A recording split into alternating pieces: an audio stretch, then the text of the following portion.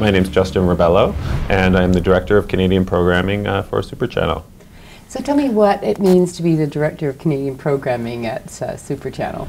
The one thing in Canada is, when I worked for TMN, I always kind of thought that we got all of the, the Canadian films that were sort of available. And one thing that happened when I started working for Super Channel was I was amazed at the amount of films, independent films that got made that were great little movies. That were kind of unrepresented, they really hadn't had their place in the market, they hadn't been bought for broadcast, and I was inundated with a lot of good stuff. I was worried about, are we going to have enough product, and it wasn't a problem. So that extra support and the extra avenue in Canada, just having an extra choice, an extra player on the market is a big advantage to Canadian independent producers.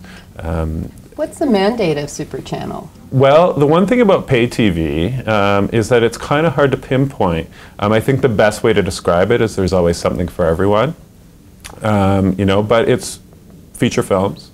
The one thing we're doing that our competitors aren't doing as much is we've really widened the scope of documentary. Our competitors tend to do more high-end theatrical and industry, and we want theatrical premium quality documentaries, films that have a bigger scope quality to them, but we're really looking at them at a pre-licensed stage, and we're really supporting that community in a bigger way that our competitors are. And then we're also looking at series, like our competitors. We want to do high-end, first run, HBO, Showtime, style series. So we're looking to grow into series in a bigger way as well.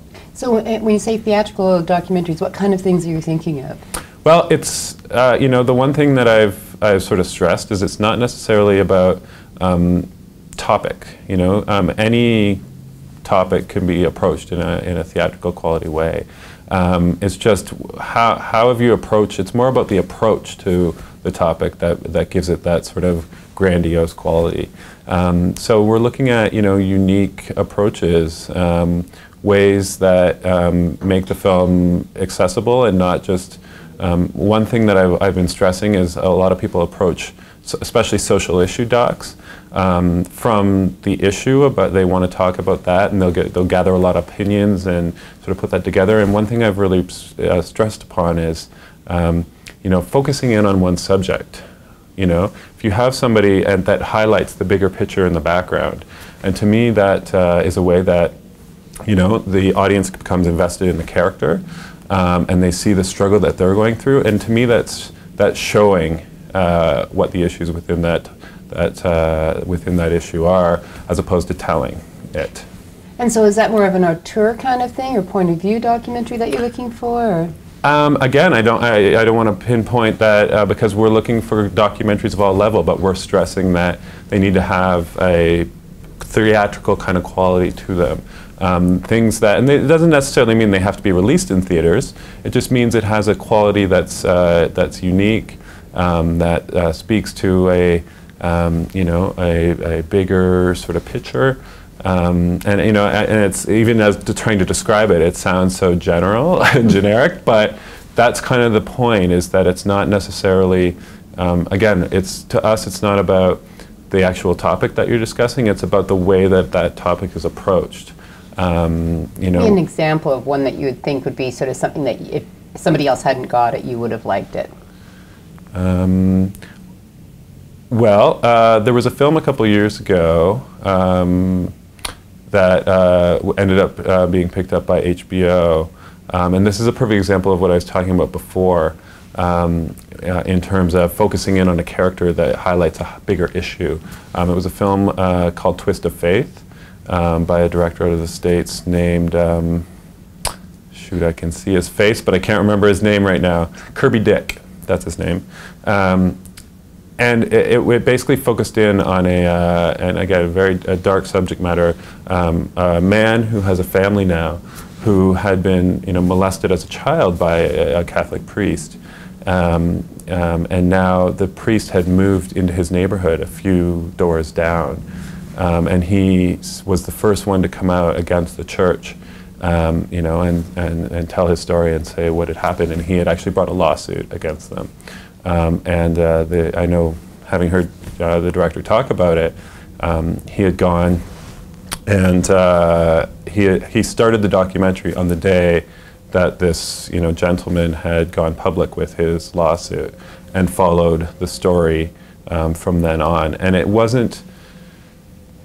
He had a couple other subjects, and they that he highlighted as well, but in a smaller way. And it ended up being also about how this was affecting this man's life in terms of his family life, how it was affecting his children, and how it was affecting his growth as a person. And you really got invested in the story, but it highlighted a much larger issue. We've seen a lot of Canadian feature film, I guess, Yeah, that hasn't absolutely. had distribution. Are there Definitely. certain themes that you would suggest that Canadian producers look to? Again, I mean, you know, for us, it's not necessarily about topic. I mean, I really firmly believe that any topic can be explored in a way that is compelling, engaging, and has a premium theatrical quality to it. So again, to me, even on the away from the documentary, on a fictional narrative level, you know, it's the quality of the writing, it's the way it's filmed, it's the way the acting is you know, brought out from, and the way the director views that subject, and you know, it's just how can you bring that audience in and keep them compelled in a way that you know, has that sort of, you know, premium, not made for TV movie quality. You know, there's a film that we have coming up, and I'll reference it even though it might not be as known. There's a small Canadian feature that was one of the first features I thought of when I got this job, and it's a small little feature that was done by some film school grads, and it cost them next to nothing, almost literally. And it's premiering on our network, and it just got national distribution, you know, for DVD and broadcast, which is really exciting. It's a small little film called Dakota, and it's these new, talented, up-and-coming filmmakers who just had a great script, you know, with next to no budget, really gave this film a beautiful look, and it was so well written. It was, you know, this elegant this story. The way that the story is played out is just so, you know, it just has this elegant sort of feeling to it, and you just get drawn into the characters. And it's, you know, it's pretty simple. It's, you know, it's starts out with you know, a young guy who has been down on his luck and is feeling lonely and is asked to come help house sit, and he's there by himself, and he's sort of hit a crossroads in his life, and he sort of attempts suicide, even though it's one of these cry for helps, and you know, and then, you know, somebody sort of finds him, and he's okay, and then everybody calls his friends, and his friends all come, and they, you know, it was the first time they'd all gotten together since they'd all left home, and you just get drawn into characters, and it's funny, and it's dramatic, and it's, you know. So that's an example of a Canadian independent production that really was being underrepresented, and there's, you know, a load of them, and they're all just, you know, and it has a great quality and deserve to be seen, and it doesn't necessarily have stars in it, but it's, you know, great actors, and just so well directed and written, and, you know, so it's just a small story that is just very compelling.